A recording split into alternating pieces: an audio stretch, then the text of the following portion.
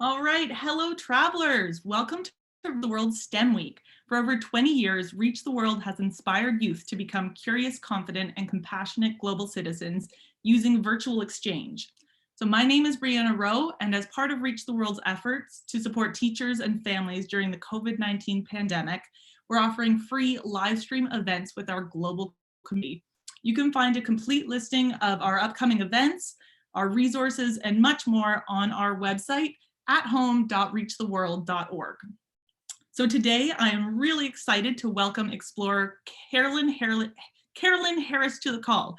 Carrie explores extreme environments, including the regions. She participated in leg 1 of the Mosaic expedition, which is a year-long scientific expedition to the Arctic. So when she returned, Carrie traveled to NASA's Johnson Space Center in Texas, where she worked and lived in a windowless capsule for 45 days in the Human Exploration Research Analog. So Carrie was simulating a long duration mission to Mars's moon. I can't wait to learn more. Now to all of our live stream viewers, welcome. Please let us know you're here by sending us a message in the YouTube chat bar. You can share any questions you have with Carrie and we'll try to as many as we can on this call. Now on today's call, we also have live participants, Elliot and Morgane, 4th graders from Mrs. Rosenberger's class, who are calling in from Cambridge, Massachusetts. All right, so let's see if we can bring them up on the call. All right, so can you guys do me a favor and can you help me welcome Carrie to the call? Hi guys, great. All right, Carrie, over to you. Great, thank you so much for that introduction. I'm really excited to talk to you guys today about the various explorations that I've been on, both in the Arctic and then mainly my most recent adventure, which was simulating this spaceflight mission to Mars. So I am going to share a few photos with you. Give me 1 second to set that up.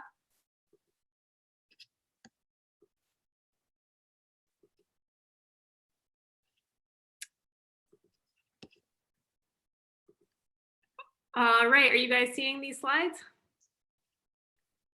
Yep. Great. Okay, so again, I'm going to talk to you today about what it was like to be an analog astronaut for 45 days. So first, I want to tell you a little bit about my day job. So I'm a polar marine scientist, and that means that I study ocean processes in the Arctic and the Antarctic. So most recently, I was involved in a mission to go to pretty close to the North Pole for a whole year. So I was only there for about 6 weeks, but what we did was get on a giant ship that's called an icebreaker because it's able to actually break through the thick sea ice that builds up at the North Pole because it's so cold. And we traveled from northern Norway out to near the North Pole, and then collected a whole bunch of science information that scientists will use to understand how the world is changing.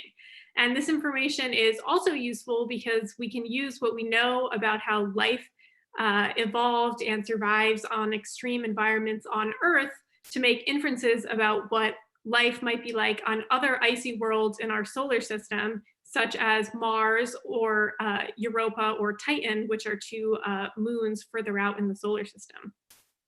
So this picture shows me and a few other scientists taking an ice core. So it looks like we're on solid ground. We're actually walking on ice that is covering the Arctic Ocean. And you can see that cylinder of ice coming out of the core barrel. So that shows you how thick that ice is. So it was actually about 3 feet thick. So very sturdy, very safe to be out and walking around. And kind of the nickname for this expedition was North of the Northern Lights, because you're actually traveling so far north that it wasn't even possible to see the Northern Lights anymore.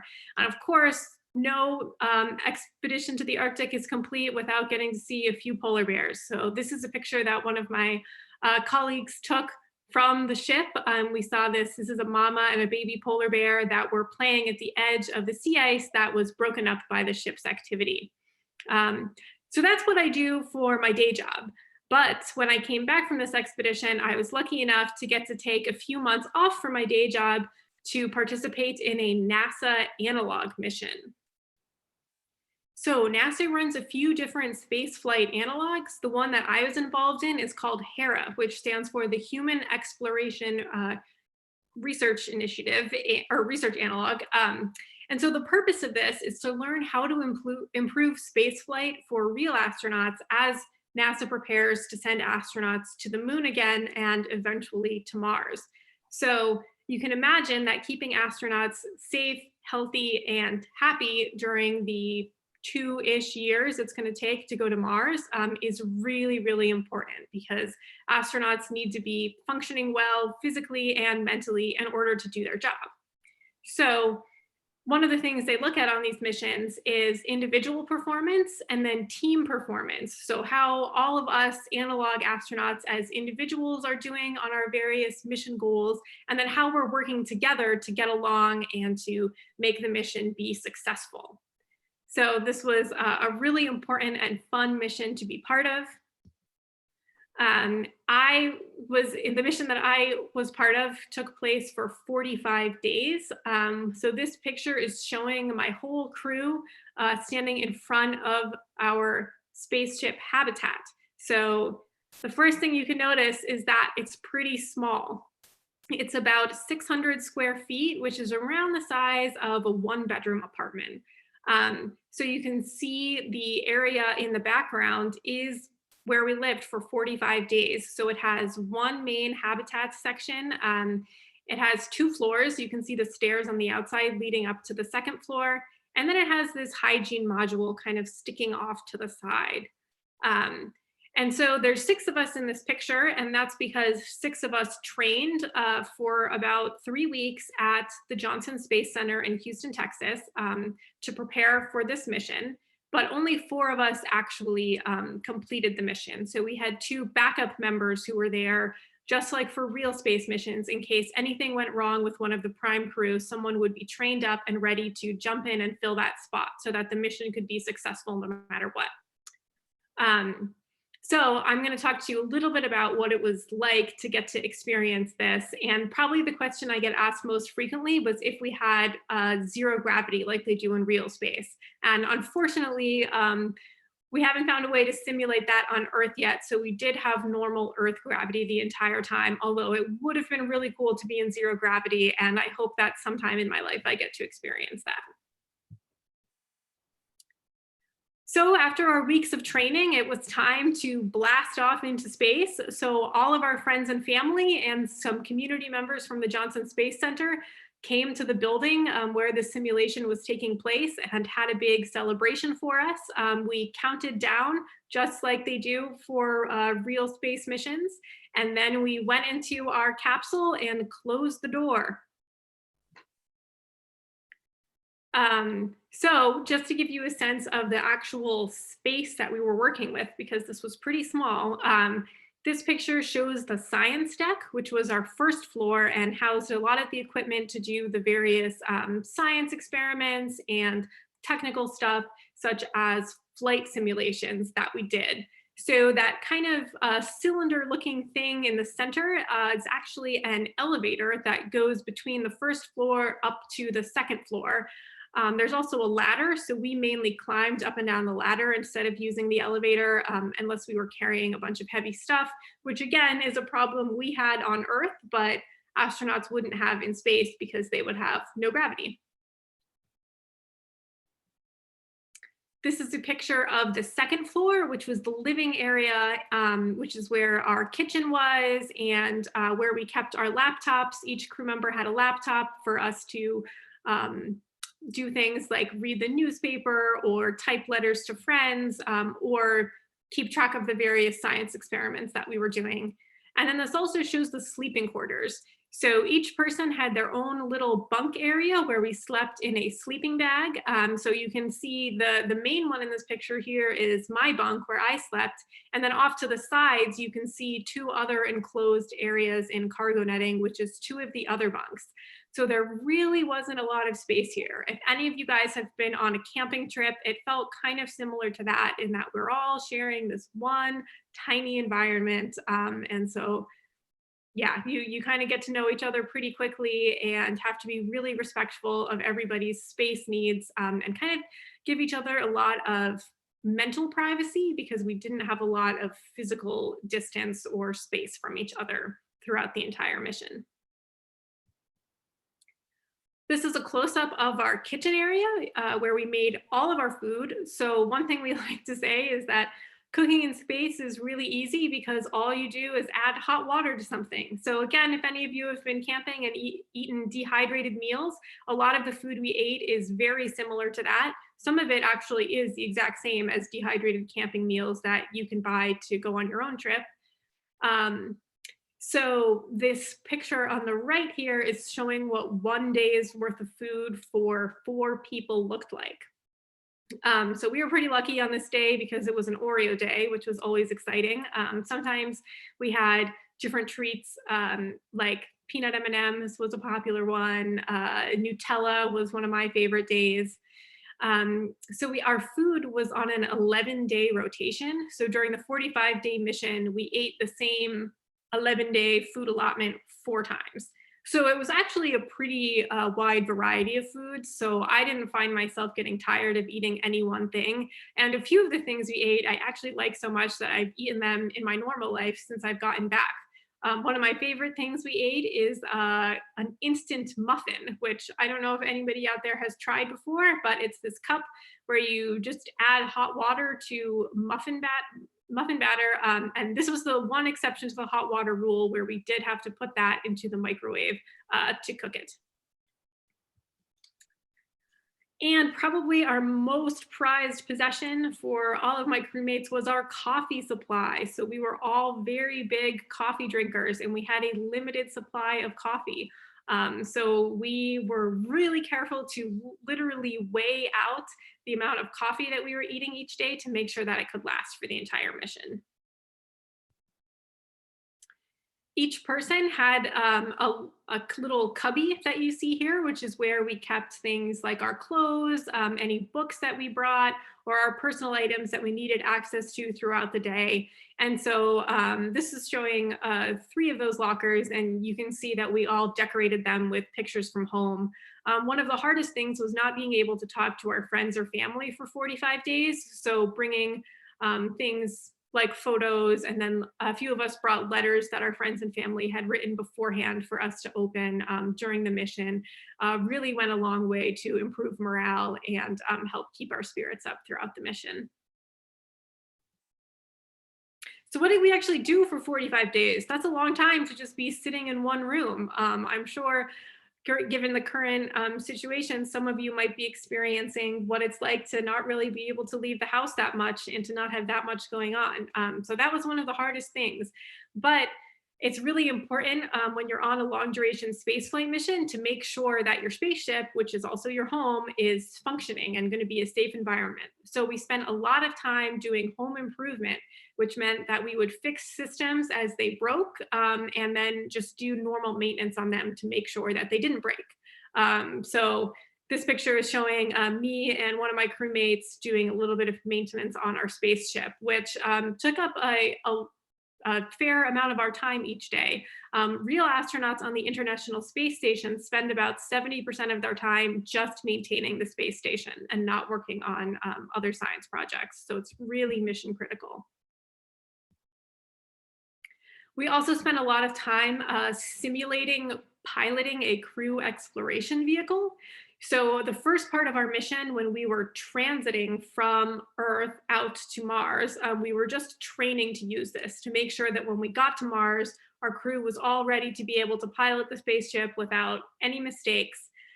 So this is our commander and our flight engineer training to pilot that.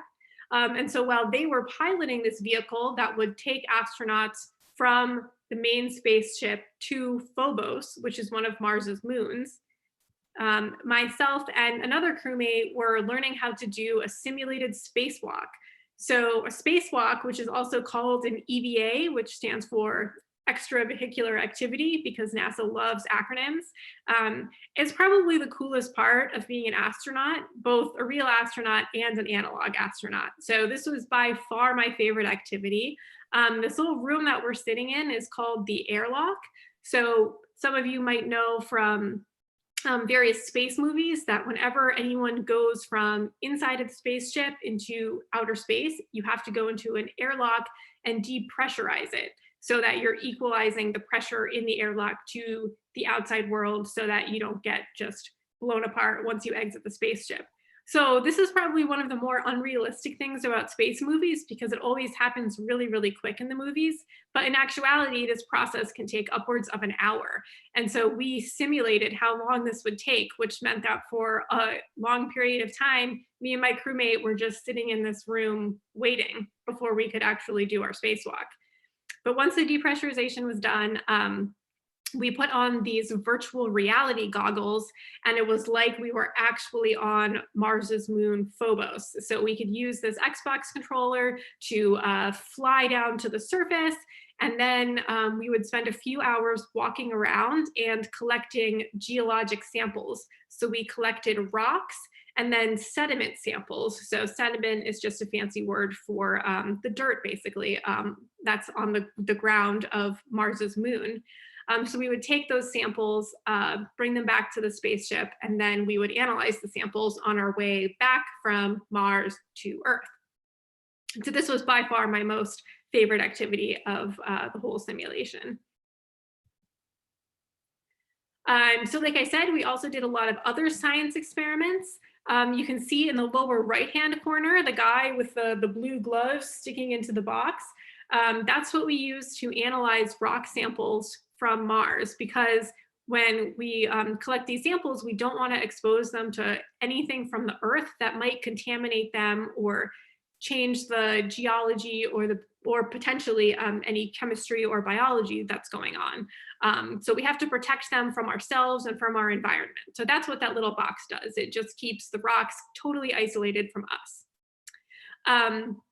And then you can also see me in the background with this grow light. So what I'm doing there is growing lettuce. So that's one of the experiments we did during our simulation, was to grow lettuce, which real astronauts will likely do possibly as an additional food source. We weren't allowed to eat the lettuce that we grew, which was a little bit hard when we couldn't have fresh vegetables for 45 days, but it was still really nice to have a green plant in our environment, which did not have a lot of living things there besides ourselves.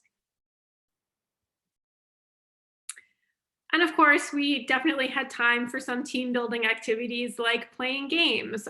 We got to choose which board games we brought on board. And so one of the things that my crew immediately agreed on was that spelling is not fun for us and we don't think it should be a game. So we did not bring Scrabble, but we did bring Monopoly, Risk, chess, and cribbage. So on the weekends, we tended to have fewer activities to do. So that's when we would bust out the board games. And Monopoly was my favorite game. It's the only game that I consistently won. I just was completely destroyed at Risk every time we played it. So I got my revenge when we played Monopoly. But we honestly spent a lot of time just chilling out by ourselves. So again, I mentioned earlier that because we didn't have a lot of physical space from each other, it was really important for us all to respect each other's mental needs and give each other that kind of psychological space when we could. So you can see in this picture, two of my crewmates have headphones on. One of them's reading a book. One of them's actually watching Netflix on his iPad. So we were all given iPads to use for the duration of the mission, where we had access to Netflix and iTunes. And so we could keep up with movie and music that way. And so we spent a lot of time just reading and kind of hanging out by ourselves. And then we would come together at meal times to talk with each other and kind of joke around. And one of the traditions that we created that I really liked was every single day after dinner, we all picked a group movie and would watch that together before bed, which was a nice activity. And I think it's a testament to how well we all got along and how much we liked each other that for 45 days we were able to agree on one movie to watch each night, which is a feat. Although, because we spent so much time watching Netflix in the pod, now that I'm in this kind of different sort of isolation at home, I find myself having already gone through a lot of Netflix. There's a lot of questions in the chat about what you're doing in your free time. So I think you answered some of that there. And Jack actually asks, is there Wi-Fi? That's a great question. There was no Wi-Fi, so we were not allowed to connect to the internet at all. So all of the news or outside information we got had to come from mission control. So the only way we communicated with mission control was via a radio. So we would have to get on the headset and call down to them. And in our simulated mission, as we got further and further from Earth, we also simulated the communication delay that would come with that. So by the time we got all the way to Mars, it took 5 minutes to send a message back and forth between our spaceship and mission control, which meant that we really had to make sure that anytime we called down to mission control, we were phrasing our message as clearly and as concisely as possible. So we wanted to minimize the number of words we were using and make sure we were being really specific so we didn't create confusion, because if either we on the spaceship or mission control on the ground had to ask a clarifying question, it would take 10 minutes minimum to bounce that back and forth. So that was one of the major challenges that we dealt with and that real astronauts are going to have to deal with when they go to Mars. So as you can imagine, getting towards the end of 45 days of being in essentially one large room with just 3 other people, we were all pretty ready to splash down and complete the simulation. So one of my pod mates started this countdown on the door of our spaceship, which we would get to open on day 45. And these stuffed animals are his nephews that he brought along to take pictures of. So at the end of 45 days, we had a big splashdown ceremony. All of our friends and family came back to welcome us to Earth. We got to open the door and then ring this bell, which simulates the end of which signifies the end of a successful mission. And you can see all of my crewmates grew out their facial hair during the duration of the 45 days. So they look a little different here than they did at the start. It was so exciting to get to see our friends and family who had flown in to support us. So this picture is showing me hugging my twin sister, my crewmates hugging their wives. It was just a really special feeling to be supported by our friends and family after doing such an intense and long mission. Other people from the Johnson Space Center were also there. We had this cake with our mission patch on it that we got to eat, and it was just really exciting to be back on Earth. And yeah, so that's the end of my prepared slides. I'm going to stop sharing my screen, and I am happy to answer any questions.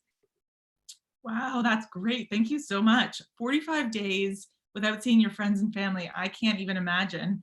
All right, so we're going to start with Elliot. So Elliot, I'm going to unmute you and you can go ahead. I know you have some questions to ask. Okay. So my first question is, what was your biggest takeaway from your time in the capsule? Oh, that's a great question, Elliot. My biggest takeaway, I think it's how important it is to be able to entertain yourself. Like I said, just 4 people and 45 days and very limited kind of external stimulation. I think one of the things that made my particular crew get along so well and be so successful was that we were all really good at keeping ourselves entertained. So I brought a lot of books in with me. I also brought in some coloring books that was actually really fun to be able to just color in a picture and to kind of pass the time. Yeah, good question. Great. All right, Morgane, we're gonna pass it over to you. You should be unmuted. So I know that I would like to be an astronaut someday, and a lot of kids around my age would too. So I was wondering if you would give any advice or tips or even like inspiration to them, what would you say? Sure. That's so awesome that you want to be an astronaut, Morgan. I do too. I'm still hoping that might happen for me. I think the most important thing is just to, whatever it is that you're passionate about in science, to just kind of give it your all and put your whole heart behind it. There's a lot of different paths to becoming an astronaut. Some people are pilots and come from a more military background, and then some people are scientists and come from a more science background. So that's the background that I come at it from. But I think the commonality between both the pilot and the science astronauts, it's just that they're all experts at what they do, and they really give it 100% of their effort. So I would say that. I would also say that in my experience, some of the qualities that make good astronauts are being able to think well under pressure, to get along with people who are different from you, and then also, like I was saying before, just to be able to kind of take care of yourself within a team so that the team isn't spending a lot of energy taking care of each individual person. So anything you can do in your life to improve those qualities, which you can come to from a lot of different activities, I would suggest that you do. All right, great, thank you. Why don't we open it up? So the chat is really excited to know what is it like in zero gravity? Sure. So I've never been in zero gravity, but real astronauts get to go in zero gravity. So I think one of the things that's really cool about zero gravity is the way that liquids behave. So some of you might have seen video of astronauts playing around with like drops of water or drops of juice. So when you squeeze them out of like a juice bag. So that's one of the things about space, is that it's really hard to drink because liquids form these balls that float around. So any drink that you have to drink from a straw, kind of like a juice box. And so I think that's one of the cool things. And every book I've read that's written by real astronauts says that being in zero gravity is really fun. Great. All right, I'm gonna actually open it up to Mrs. Rosenberger, who's a science teacher, and I know you have a lot of questions on behalf of your students. Great, thank you. Thank you so much for your presentation, Carrie. One thing that our students often wonder is, especially with missions, do you ever face any obstacles, and what do you do to overcome those obstacles? That's a really important question. So yes, every mission has obstacles associated with it. So we certainly had obstacles in our simulated mission to space. And then for my background as a polar scientist, where I go on these long research cruises or stays at research field stations that can be, upwards of 2 to 3 months, there's always obstacles. And so some of them are technical. One of the similarities between doing polar research and going into space is that if you forget something or something breaks, you can't just go to Home Depot and get another one. So you really have to be creative and find a solution with the given materials that you have. So I think that's really important. And then some of the other obstacles are interpersonal, or how you might get along with your teammate. And I think an important thing to overcome that is to just have a lot of patience with yourself and with your crewmates, and to really practice working with and getting along with people that come from different backgrounds than you, because not only is that going to make teams stronger, because someone that comes from a different background might think of a solution that you never would have thought of, but it also just makes the expedition that much more fun for everyone.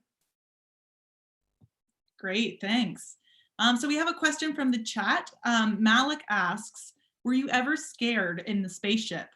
And I'm really curious about this too. Were you ever, like, you had no windows, you couldn't tell what time of day it was?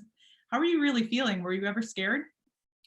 Yeah, so I don't think there was a time where I was ever scared. And I think a big part of that was that this was a simulated mission. So I knew that I was never in any actual real danger, although we did simulate situations that were dangerous. But I certainly was affected by the lack of windows. And so that was one of the biggest adjustments for me. While I've been on some research cruises where you're also in a small, isolated, confined environment, I was always able to go on the deck of the ship and look out and see these huge vistas across the ocean. So not having windows was definitely a mental challenge. I remember the very first day that we were in the pod for 24 hours, I did feel a little bit claustrophobic, which I wasn't expecting. And that made me a little bit nervous for the next 44 days. But by day 2, I had gotten used to it. It was just my new normal. And certainly by day 20, I had kind of forgotten that it was even weird not to have windows. Wow.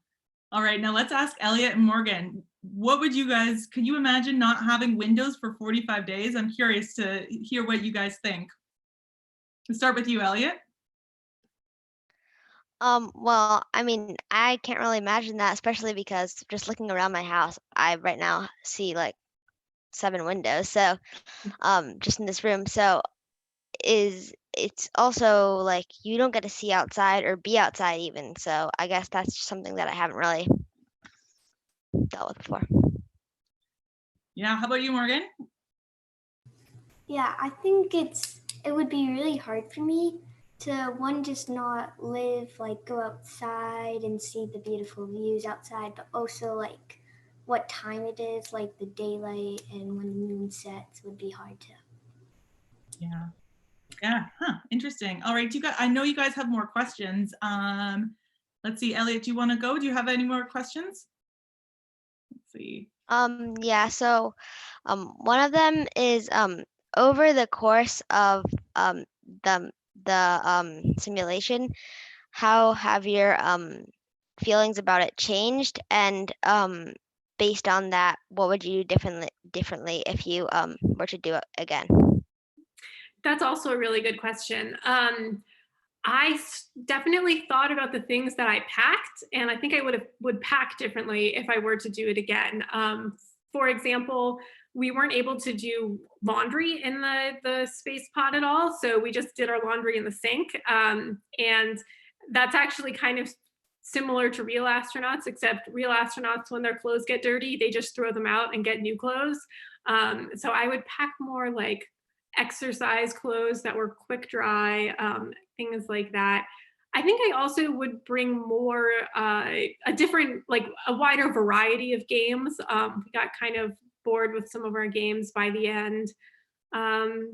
And one thing I started halfway through the mission that I really enjoyed that I wish I'd started earlier was that every day I wrote a letter to a different friend or family member back home. And so that kind of helped me stay grounded in my experience on the spaceship, and then also be reminded and thinking of my friends and family back home who I couldn't talk to.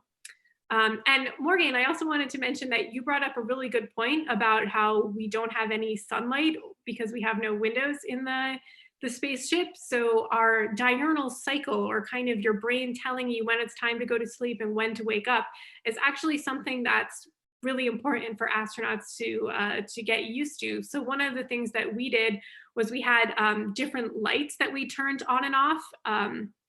So when it was time to go to bed, we turned down the lights so that they were a little bit less bright and had less like red shading to them to kind of signify to our brain that it's time to go to sleep.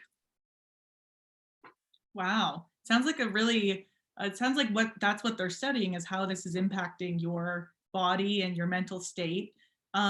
Really cool. I also love your idea about writing letters every day. That seems like something that would be a perfect activity for right now while we're all stuck inside. So it's a great idea. All right, Morgan, do you have another question?